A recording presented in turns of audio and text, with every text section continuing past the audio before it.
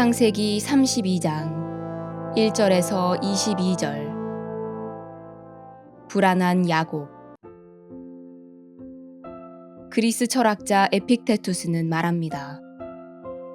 행복으로 가는 유일한 길이 있습니다. 그것은 우리가 어쩌지 못하는 일에 대하여 근심하지 않는 것입니다. 사람은 상황을 보는 관점에 따라서 마음의 상태가 결정됩니다. 부처님 역시 우리 모습은 우리 생각의 결과라고 하시고, 인지치료사들도 생각이 병을 만든다고 합니다. 그런데 이 말들은 맞는 말이긴 하지만 절대적으로 맞는 말은 아닙니다. 야곱처럼 앞날에 위험한 상황이 벌어질지도 모르는 경우에 그런 말들은 심리적인 압박을 더해줍니다. 야곱은 형 에사우를 만날 즈음에 자리 깔고 앉아서 마치 도인처럼 마음을 안정시키려고 하지 않고 현실적 방안을 준비합니다. 야곱의 이런 태도는 우리에게 시사하는 바가 많습니다.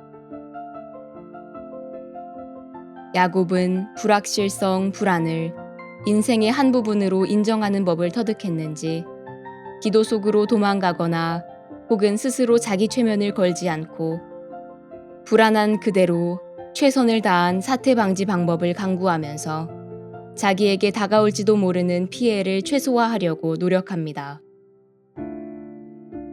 야곱의 이런 모습은 예측할 수 없는 불안에 대한 심리적 부담감으로 잠을 이루지 못하는 현대인들에게 훌륭한 멘토가 되어줍니다. 인생을 살다 보면 사면초가인 경우가 생깁니다.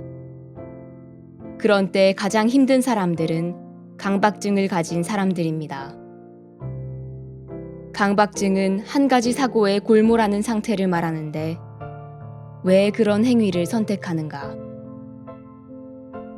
억압하고 있는 무의식적인 정서가 올라와서 자아를 휘두를까 두려워서, 감정을 느끼면 자신이 그로 인하여 치명적 타격을 받아 통제불능 상태에 빠질까 두려워서 감정을 느끼지 않으려고 최선을 다하는 것입니다.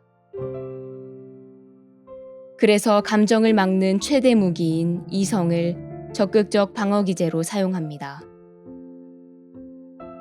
이 때문에 감정을 느껴야 할 때에도 합리적인 이유를 장황하게 설명합니다. 그것도 다양하게가 아니라 규칙적이고 고지식하게. 이런 사람들은 사면초가인 상황에서 자신에게 불리한 쪽으로 가기 십상입니다. 다양한 다른 선택 상황들을 보지 못하기 때문입니다. 이럴 땐 어떻게 해야 하는가? 의식보다 무의식을 활용해야 합니다. 사람은 다른 것들 사이에서 결정을 내려야 할 때 의식을 주로 사용합니다. 의식이 합리적이고 공정한 방식으로 상황을 파악하여 최선의 행동을 결정하는 데 뛰어나기 때문입니다.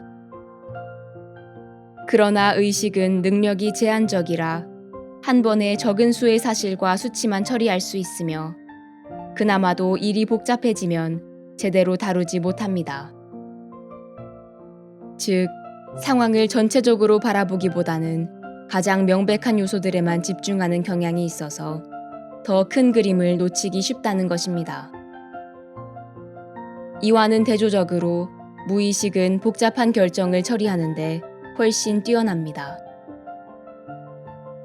우리가 살아가면서 마주치는 일 중에는 복잡한 측면을 포함하고 있는 게 많은데 시간만 충분히 주어지면 무의식은 천천히 모든 요소를 검토하여 결국 훨씬 균형 잡힌 결정을 내놓습니다.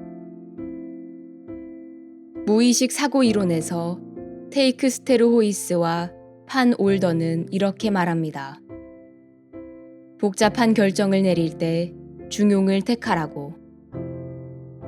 너무 깊이 생각하는 것은 여러 가지 면에서 즉흥적으로 선택하는 것만큼이나 나쁘기 때문이지요. 그렇다면 우리의 무의식을 활용하려면 어떻게 해야 하는가? 침묵 기도를 하는 시간을 갖는 것이 중요합니다. 생각을 따라가는 것이 아니라 생각을 놓아주는 것입니다.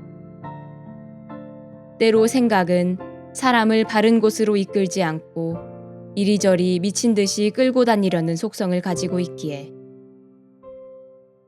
그런 때에는 생각을 놓아버리고 그냥 그 자리에 머물면서 성령께서 나를 이끌어 주시기를 기도하는 시간을 갖는 것이 가장 현명한 선택이란 것입니다.